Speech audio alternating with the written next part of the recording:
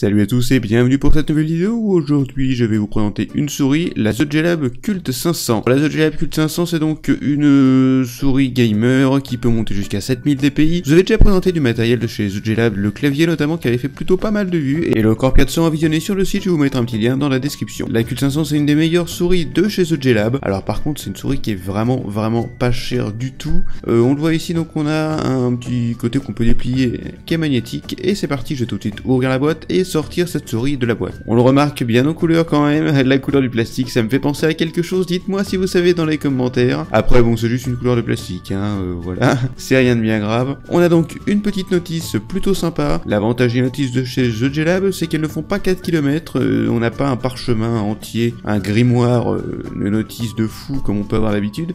Là on a juste un tout petit truc, c'est simple. Un petit CD par contre, donc faites attention si vous avez un lecteur type manche-disque, ça se fait pas trop, hein. Faudra surtout pas le mettre dedans à moins qu'il soit prévu pour, mais sinon c'est pas à faire. La connectique c'est de l'USB, vous voyez là ici vous avez un port USB, classique, port USB 2.0 pour une souris, c'est suffisant.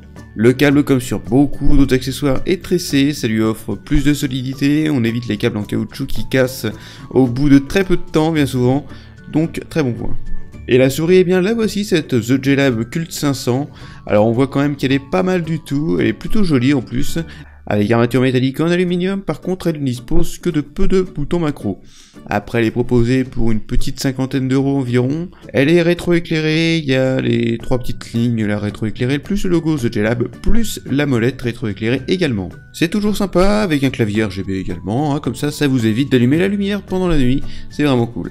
Non, plus sérieusement, c'est une souris vraiment sympa qui tient bien dans la main. Je vais tout de suite donc vous présenter le reste des boutons. On a donc deux boutons sur le côté, voilà, que vous pouvez assigner donc à différentes touches. C'est toujours sympa. Vous avez également un bouton pour régler les DPI sur le dessus de la souris, pour régler c'est-à-dire la vitesse du curseur. Alors le petit côté qui peut faire un petit peu bizarre au début, c'est que moi je viens d'une G300S, je viens d'une G602, je viens d'une Rival 500, là que j'ai toujours une souris toute en plastique. Avec là-bas c'est une souris avec armature en alu, qui est un petit peu lourde en plus, ça fait plutôt bizarre, mais bon après tout c'est toujours sympa. On arrive à s'y faire assez rapidement. La molette est également très sympa, elle est crantée, c'est dommage, j'aurais bien aimé une molette libre, mais sur ce type de souris c'est pas vraiment ce qui est plus adapté. On le voit au dos, hein, c'est clairement Bluestorq qui a The J-Lab, je ne sais pas si vous connaissez Bluestorq. C'est une marque qui fait des accessoires pour smartphones depuis déjà pas mal de temps, ainsi que des claviers et des souris.